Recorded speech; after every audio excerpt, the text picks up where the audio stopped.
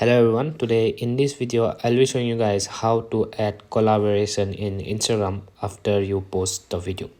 So as you can see, this is a reel and I'm trying to give a collaboration. So this works for both the reel or normal post or any video. So in order to do that, you need to tap these three dots as you can see here, tap here, and from here this will pop up. As you can see this option, partnership label and ads. So this option is not available for each and everyone. You need to enable this, so there will be a different video for that. But for those who have this option, you can continue the video.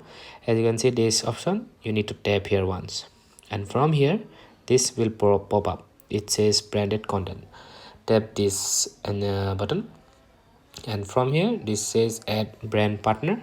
Tap here and search the name of your brand partner, and after searching it you just need to tap next, and after doing that your video or post will have the tag of your add collaboration logo in the top. So yeah, that's how